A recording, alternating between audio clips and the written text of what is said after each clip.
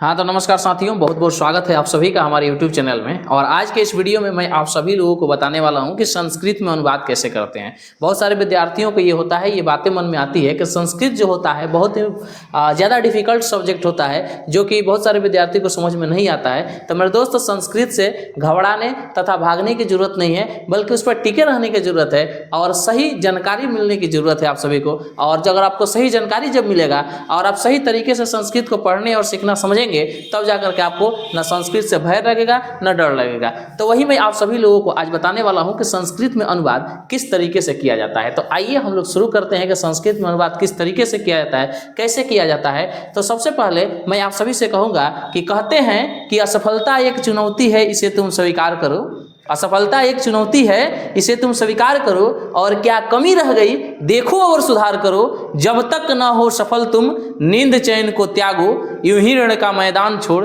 न तुम भागो। क्योंकि बिना कुछ किए जय जयकार नहीं होती, और कोशिश करने वालों की कभी हार नहीं होती।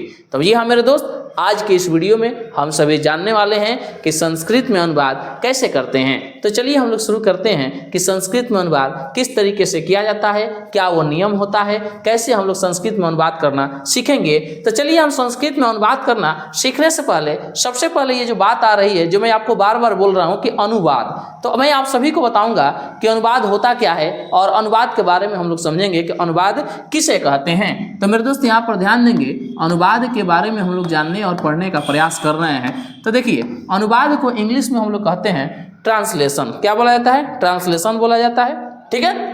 तो अनुवाद को जब इंग्लिश में हम लोग ट्रांसलेशन बोलते हैं, तो हम इंग्लिश में क्या करते हैं, हिंदी से इंग्लिश में यदि हम किसी भी भाषा को ट्रांसलेट करते हैं, यानी हिंदी के भाषा को हम लोग क्या करते हैं कि इंग्लिश में ट्रांसलेट करते हैं, और या तो हिंदी के इंग्लिश के भाषा को हम लोग हिंदी में ट्रांसलेट करते हैं। तो ठीक यहाँ पर इसी तरीके से हम लोग क्या करने वाले हैं कि हिंदी के भाषा को संस्कृत में हम लोग ट्रांसलेट करने वाले हैं, अर्थात संस्कृत के भाषा को हिंदी में ट्रांसलेट करेंगे, यानी कि अनुवाद करेंगे। इससे निष्कर्ष यही निकलता है कि किसी एक भाषा के शब्द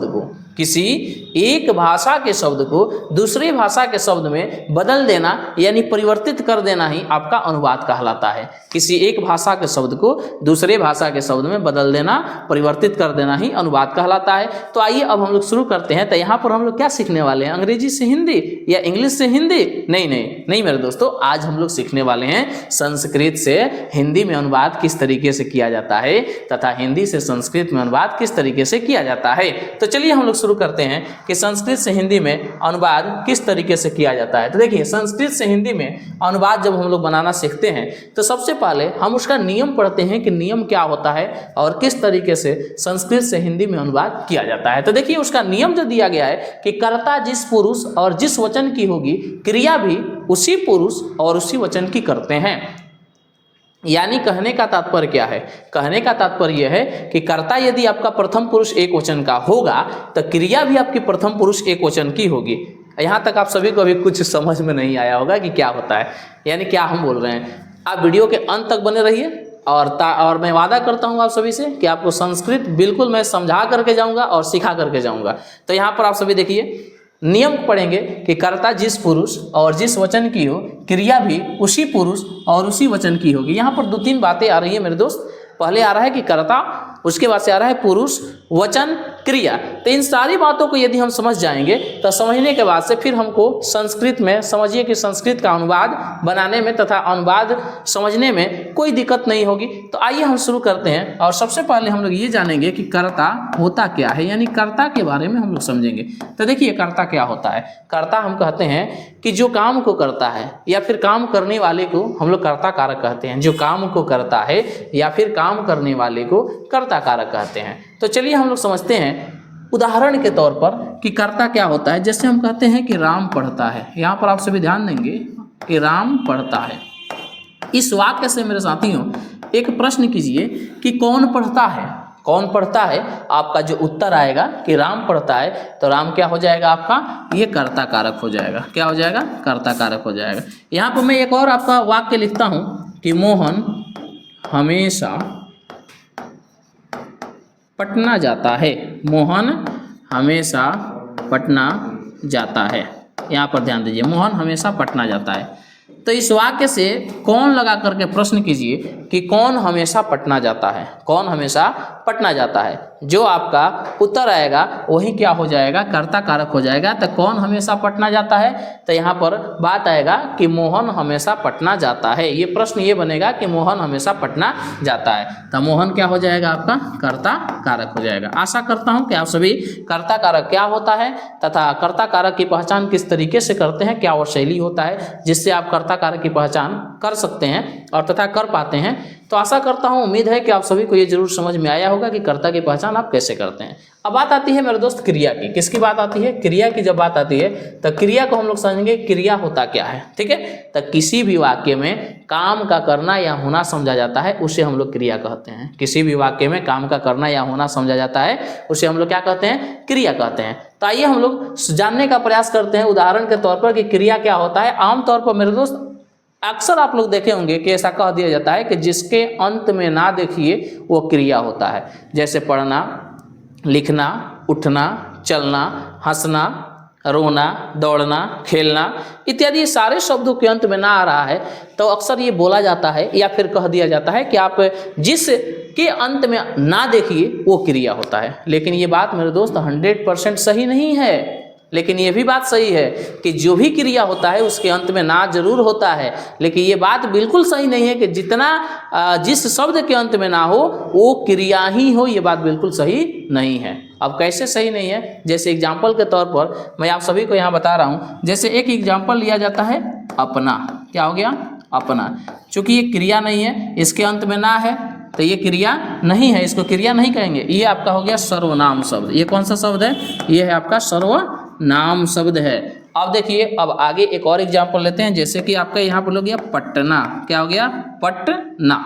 ठीक है, यहाँ पर एक शब्द लिया गया पटना, इसके अंत में भी ना है, इसके अंत में भी आप सभी ना देख रहे हैं। लेकिन जब इसके अंत में ना है तो क्या इसको हम क्रिया कह देंगे, नहीं, ये क्रिया नहीं है। ये आपका क्या है, संज्ञा शब्द है। संज्ञा में ये आपका व्यक्तिवाचक संज्ञा हो जाएगा।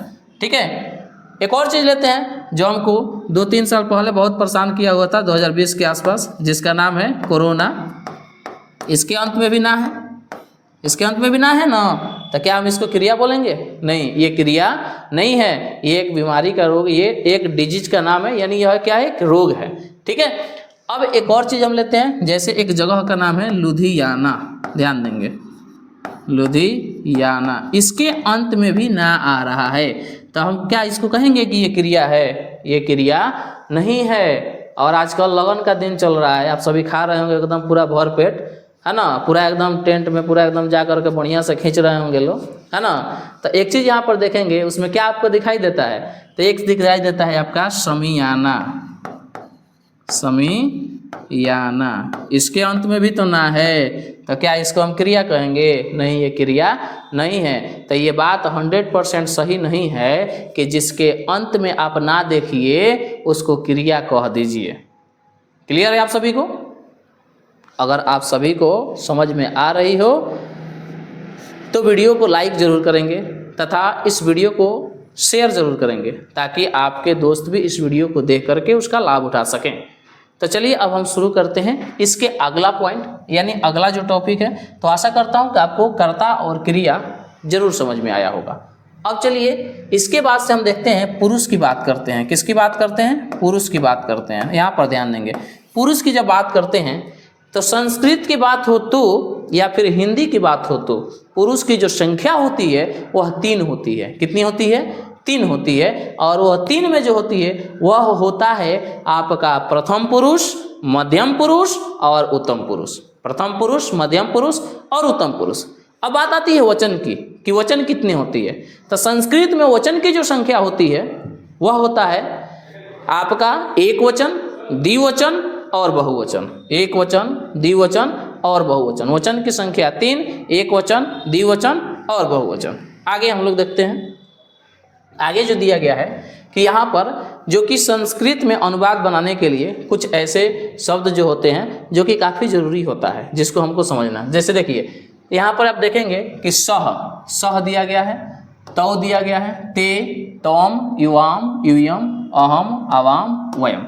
आप सभी यहाँ पर ध्यान से देखेंगे, ये दिया गया है। इस सब का अर्थ यहाँ पर आपके समक्ष बताया गया है कि सह का मतलब होता है वह, तऊ का मतलब होता है वे दोनों, ते का मतलब होता है वे लोग, तवम मतलब होता है तुम, युवाम मन होता है तुम दोनों, युयम मतलब होता है तुम लोग। अहम का मतलब होता है मैं, अवाम मतलब हम दोनों, और वह मतलब हम लोग। ये सभी आप सभी यहाँ पर ध्यान से देखेंगे और इसको याद कर लेना भी काफ़ी इंपॉर्टेंट होगा, काफ़ी ज़रूरी होगा आप सभी के लिए, क्योंकि ये अनुवाद बनाने का बेसिक चीज़ें होती है जो कि आपको बेसिक चीज़ ही नहीं मालूम हो, इसका शब्दार्थ ही नहीं मालूम हो, तो फिर आप अनुवाद कैसे बना पाएंगे। अब यहाँ पर देखिए, जब हम लोग अनुवाद बनाते हैं तो अनुवाद बनाने के लिए जैसे कि आप सभी लकार जब पढ़ते हैं यानी कि टेंस पढ़ते हैं, तो टेंस में आपको बहुत सारे, जैसे कि टेंस के अगर प्रकार की बात करते हैं तो टेंस आप अंग्रेजी में 3 पढ़ते हैं। कितने पढ़ते हैं? 3, present tense, past tense, future tense. Hindi में की बात करते हैं यानी जिसको हम लोग काल कहते हैं, तो काल भी हम पढ़ते हैं तो 3 होता है, वर्तमान काल, भूतकाल और भविष्यत काल। लेकिन जी ही हम संस्कृत की बात करते हैं तो संस्कृत में 10 होते हैं। कितने होते हैं? 10 होते हैं। अंग्रेजी में 3, हिंदी में 3 और संस्कृत में 10 हो गया, जिसमें से क्लास 10th के सिलेबस में आपको 5 पढ़ना है, जो आपके समक्ष ये लिखा गया है कि लट लकार यानी कि वर्तमान काल, लिट लकार यानी कि भविष्यत काल, लंग लकार यानी कि भूतकाल, लोट लकार यानी अनुज्ञा आदेश के अर्थ में, और विधि लकार यानी कि चाहिए के अर्थ में। अब आइए हम लोग शुरू करते हैं लट लकार, यानी लट लकार क्या होता है। तो देखिए, लट लकार को हम लोग शुरू करेंगे तो लट लकार का मतलब होता है वर्तमान काल, और वर्तमान काल यानी इसमें आपको वाक्य दिखाई देंगे ताहे तिहु में, जैसे कि मैं पढ़ता हूँ, मैं हंसता हूँ, मैं पटना जाता हूँ, हम लोग यहाँ क्या करते हैं, हम लोग प्रतिदिन विद्यालय जाते हैं, हम लोग प्रतिदिन यहाँ पढ़ने के लिए आते हैं, मोहन सोहन को देखकर हंसता है। इस तरीके का वाक्य आपको इसमें देखने को मिलेगा, यानी कि वर्तमान काल में। ठीक है, यानी दैनिक जीवन में हम लोग विभिन्न तरीके के काम करते हैं, उठते हैं, पढ़ते हैं, रोते हैं, हंसते हैं, गाते हैं, चलते हैं इत्यादि। इस तरीके का वाक्य जो आपको देखने को मिलेगा ये आपका लट लकार यानी कि वर्तमान काल में देखने को मिलेगा। लेकिन जब भी हम लोग वर्तमान काल में वाक्य बनाते हैं तो सबसे पहले उसमें एक क्रिया की जरूरत पड़ती है। किसकी जरूरत पड़ती है? क्रिया को, जिसको संस्कृत में हम लोग धातु कहते हैं। क्या कहते हैं? धातु बोला जाता है, जिसको हिंदी में बोला जाता है क्रिया और संस्कृत में बोला जाता है धातु। तो देखेंगे कि हम लोग धातु का रूप कैसे बनाते हैं। सबसे पहले ये सीख लेंगे कि लट लकार में धातु रूप किस तरीके से बनाया जाता है, कैसे बनाया जाता है। तो यहाँ पर आप सभी देखेंगे कि लट लकार का धातु रूप बनाने के लिए कुछ प्रत्यय हैं, जो प्रत्यय को आपके समक्ष रखा गया है और उस प्रत्यय के माध्यम से लट लकार का आप धातु रूप बनाते हैं। तो यहाँ पर दिया गया है कि ती, तह, अंति, सी, थ, आमी, आवह, आम। ये देखेंगे, ती, तह, अंति, शी, थ, आमी, आवह, आम। इस प्रत्यय की सहायता से आप लट लकार यानी वर्तमान काल का आप क्या बना सकते हैं? धातु रूप बना सकते हैं। जैसे पठ में ती जोड़ेंगे तो पठती होगा, हंस पठ में तह जोड़ेंगे तो पठता हो गया, पठ में अंति यानी पठंती हो गया, पठ में सी पठसी, पठ में थह पठत, पठ में थ पठथ, पठ में थ पठत, पठ में आमी पठामी, पठ में आवह पठाव और पठ में आमह पठाम। ये चीज़ ध्यान में रखेंगे। उसी तरीके से एक और धातु लेते हैं, जैसे कि हम लेते हैं हंस। हंस का मतलब होता है हंसना। ध्यान में रखेंगे मेरे दोस्त, हंस का मतलब होता है हंसना। और हंस का यदि आप लट लकार वर्तमान काल में धातु रूप बनाने जाते हैं तो ठीक वैसे ही बनेगा। सिर्फ आप एक प्रत्यय याद कीजिए, तीतः अंति शीथ थ आमी आवह आम। तीतः अंति शीथ थ आमी आवह आम। सिर्फ यदि आपको ये याद है तो दुनिया का कोई भी धातु रूप हो, सिर्फ और सिर्फ लट लकार वर्तमान काल में आपको बनाना हो तो आप इस प्रत्यय की सहायता से बना सकते हैं। सिर्फ आपको ये याद रहना चाहिए, तीत अंति शीथ थ आमी आवह आमह। तो जैसे देखिए, जैसे हम लोग बनाए कि पठका की पठती पठत पठंती, पठसी पठत पठत, पठामी पठाव पठाम। हंस का बनाइएगा तो हंस का बनेगा कि हंसती हंसत हंसंती, हंससी हंसत हंसत, हसामी हसावह हसामह। लिख, लिख का मतलब होता है लिखना। लिख का रूप यदि आप चलाइएगा तो बनेगा लिखती लिखतः लिखंती, लिखसी लिखथ लिखत, लिखामी लिखावह लिखामह। चल का मतलब होता है चलना। तो चल का यदि आप रूप लेकर चलते हैं तो बनेगा चलती चलतः चलंती, चलसी चलतः चलत, चलामी चलावह चलाना। क्लियर है आप सभी को? अब आते हैं, हम लोग देखते हैं, प्रयास करते हैं, अब अनुवाद की तरफ आते हैं। जैसे यहाँ पर आपको एक वाक्य देखने को मिल रहा है कि वह पढ़ता है। वह पढ़ता है। तो मैं आप सभी लोगों को इसीलिए बोला था कि आपको सबसे पहले इसका जो शब्दार्थ जो पहले जो लिखाया गया था, सह मतलब वह, तो माने वे दोनों, ते मतलब वे लोग, इसीलिए बोला था ताकि आपको अगर वो याद रहे तब ना यहाँ पर आप लिखिएगा कि सह का मतलब होता है वह, जानकारी रहेगा तभी ना, याद रहेगा तभी ना लिख पाइएगा। तो सह का मतलब होता है वह। तो यहाँ पर यदि आप लिखते हैं सह, ध्यान देंगे यहाँ पर लिखते हैं आप सह, तो नियम कहता है अनुवाद का कि कर्ता जिस पुरुष और जिस वचन का हो, क्रिया भी उसी पुरुष और उसी वचन की होगी। यहाँ पर कह रहा है कि वह पढ़ता है, कौन लगाकर प्रश्न करेंगे, कर्ता की पहचान होगी। तो यहाँ पर प्रश्न कीजिए ना कि कौन पढ़ता है, कौन पढ़ता है, जवाब आएगा कि वह पढ़ता है, वह। तो जब वह आ गया, जवाब आ गया वह जब आ गया, जवाब आ गया वह, तो जब वह का जवाब आ गया तो वह हो गया। तो वह यहाँ पर देखेंगे तो वह का जो संस्कृत होता है वह होता है स। क्या होता है? श होता है। वह का जो संस्कृत होता है वह हो गया श। तो यहाँ पर आप सभी देखेंगे जो कि वह की बात आएगी कि वह कौन सा पुरुष और कौन सा वचन है। तो यहाँ पर देखिए स में कौन सा पुरुष और कौन सा वचन है, जो कि आपका नियम कह रहा है कि कर्ता जिस पुरुष और जिस वचन का हो, क्रिया भी उसी पुरुष और उसी वचन की करेंगे। तो यहाँ पर देखेंगे कि कर्ता ये है, क्या है आपका कर्ता दिया गया है। तो आपका कर्ता जो है ये प्रथम पुरुष एक वचन में स है, यहाँ पर प्रथम पुरुष द्विवचन में तऊ है, प्रथम पुरुष बहुवचन में ते है, यहाँ पर प्रथम पुरुष मध्यम पुरुष एक वचन में तोम हो गया, मध्यम पुरुष द्विवचन का युवाम हो गया और मध्यम पुरुष बहुवचन का युवम हो गया। तो वहां पर सह की बात हो रही है, यानी कि वह पढ़ता है। किसकी बात हो रही है? वह पढ़ता है। तो जब यहाँ पर वह पढ़ता है और सह का मतलब होता है वह, तो यहाँ पर देखेंगे कि वह कौन सा पुरुष और कौन सा वचन है।